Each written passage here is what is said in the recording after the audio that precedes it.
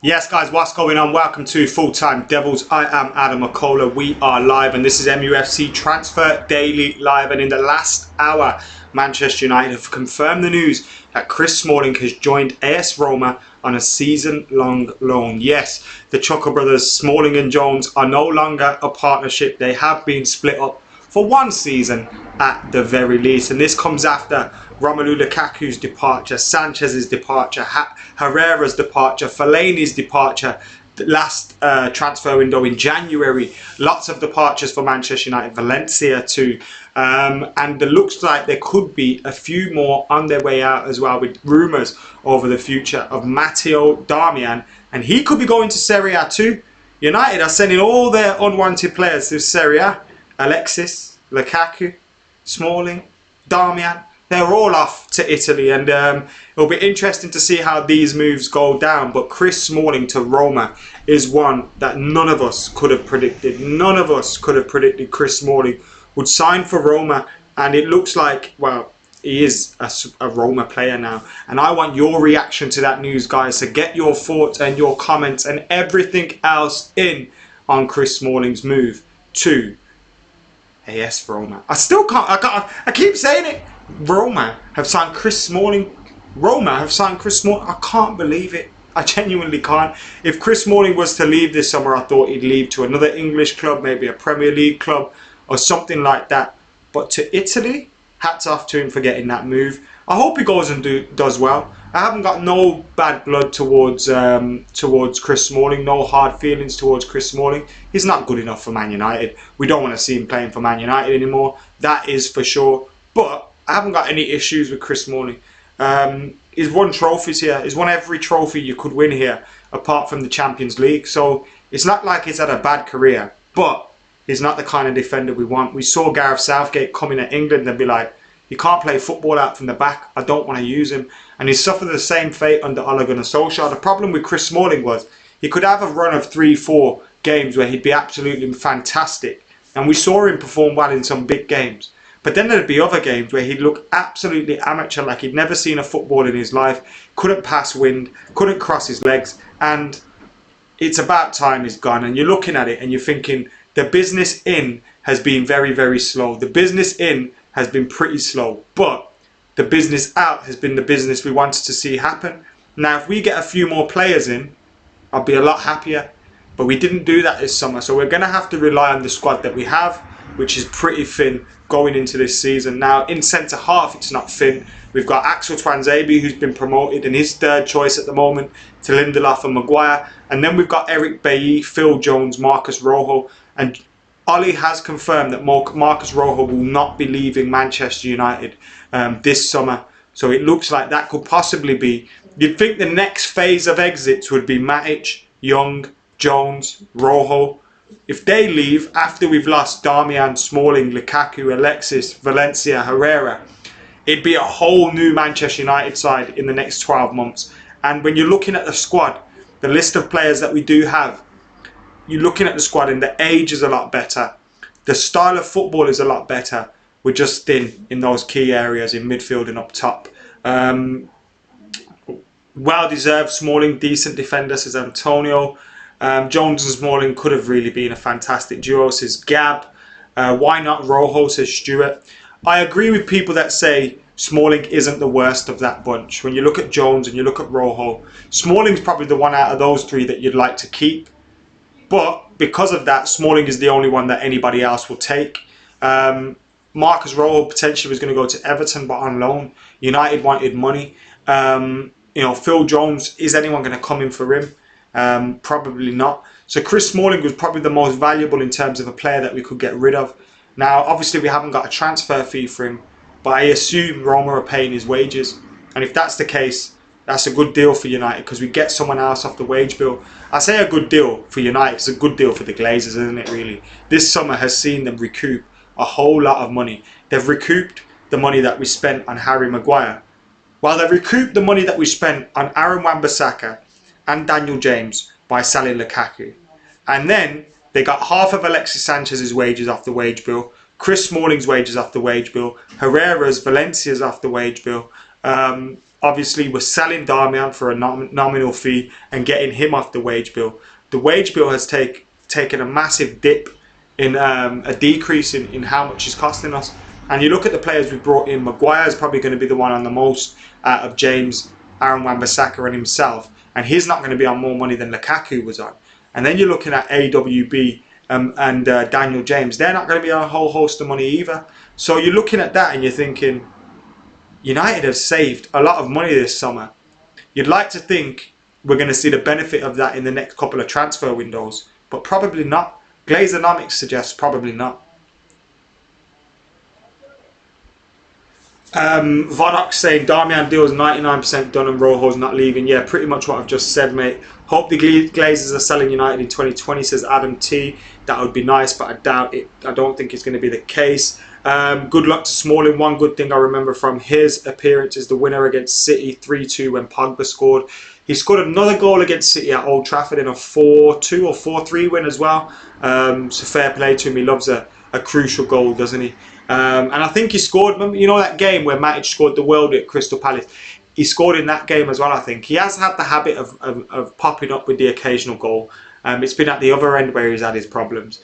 We need one more young English defender for the future, says Andre. Is that going to come from the academy? Is Axel Tuanzebe that, or do you mean in addition to Axel Tuanzebe? So who went, Chris or Mike? Smalling, says Akash. We'll find that out very, very soon, whether it's Chris or Mike that Roma have signed.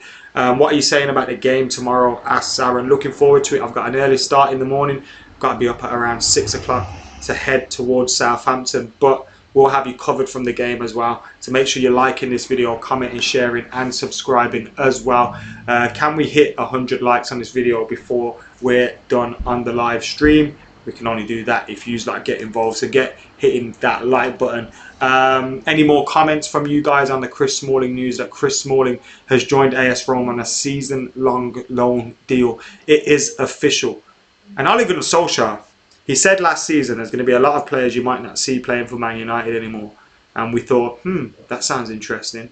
And now you're looking, Darmian's gone, Smalling's gone, Lukaku's gone, Alexis is gone, Valencia's gone. You know, they're all gone. Matic doesn't start anymore. Jones doesn't start anymore. Ashley Young's only starting because the low and Wan-Bissaka are injured. So when you're considering all of that, the players that we've wanted shifted out of the first 11, it has happened. We have got a very young squad, a very young team, and because of that, we've got to expect inconsistencies, unfortunately, and it could cost us a top 4 spot this season. I think we have to reevaluate our expectations. I think the transfer business that we've done in terms of bringing players in is actually quite decent, but it was too little. We needed at least 2 or 3 more signings, especially when you consider the players that have then left. I mean, look below at the red arrows. There's way more red arrows than there's green arrows, and we haven't even added Smalling on there. And I've just noticed it says 70 mil for Alexis, so we didn't change that one to a loan deal. Wish we got 70 mil for him. Will we see Angel Gomez soon, says Nathan. Angel Gomez scored tonight for the under-23s, so I doubt he'll be involved with the first team in Southampton tomorrow, considering the game's less than 24 hours away, and it's in it's like a 4 or 5 hour drive from Manchester to Southampton. I doubt he'll be making that trip.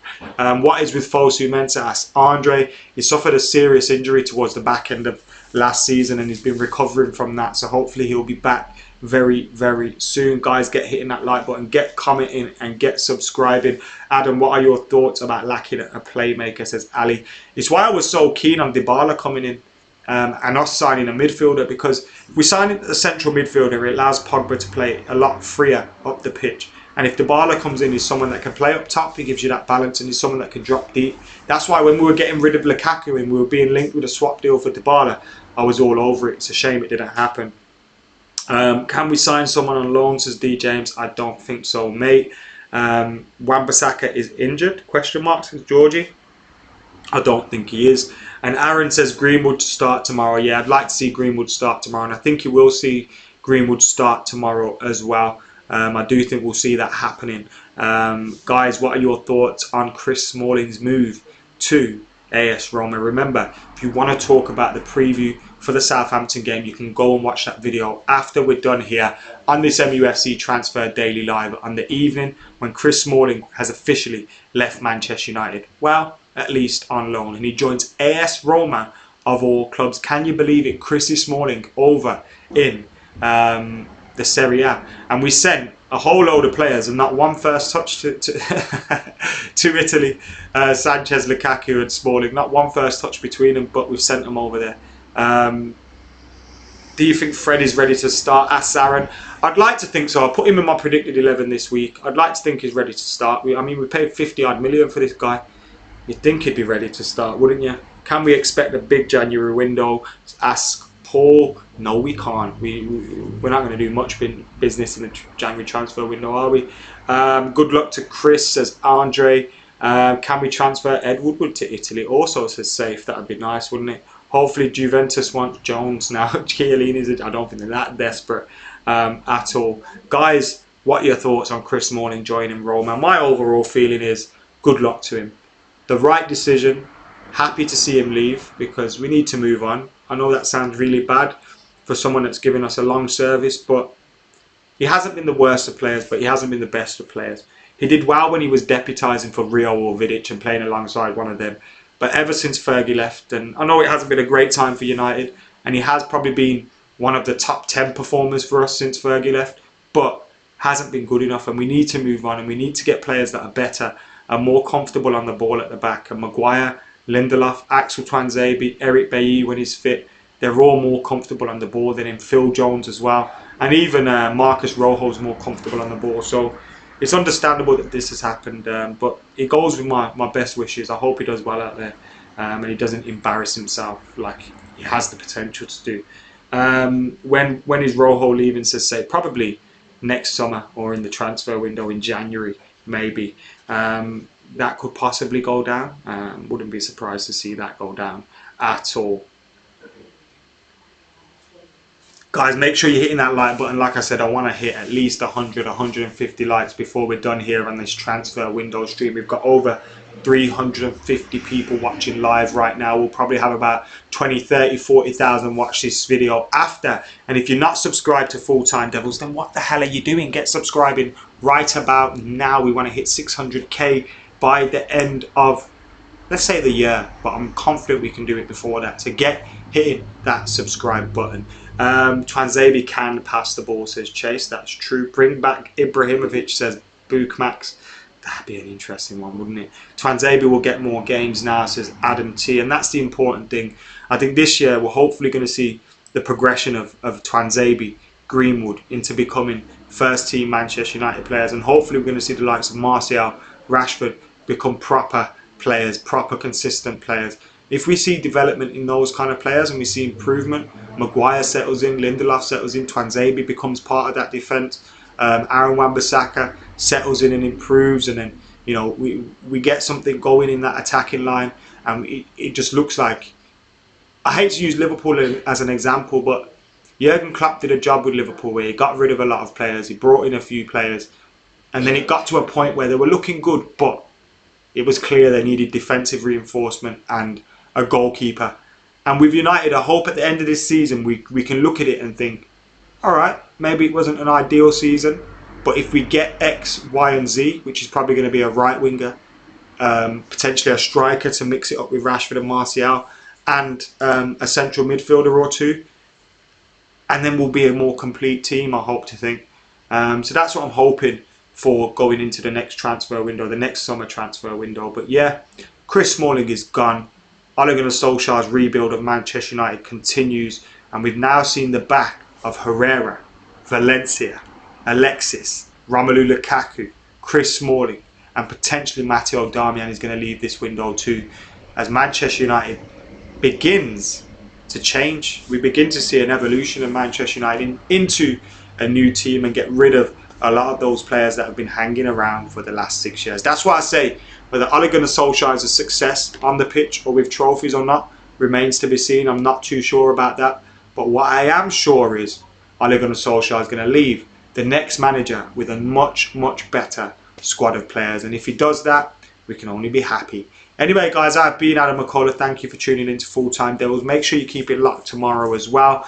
We'll have much more to come from St Mary's as Manchester United take on Southampton in the early kickoff. So we'll have fan cams for you around 3-4 p.m. UK time tomorrow. So make sure you're keeping your eyes peeled for that. And if you haven't seen it yet, go over and check out the Southampton against Manchester United preview on Full Time Devils. And while you're at it, if you're feeling generous, subscribe as well. And subscribe to youtube.com/Adam McCullough too. Anyway, I've been Adam McCullough.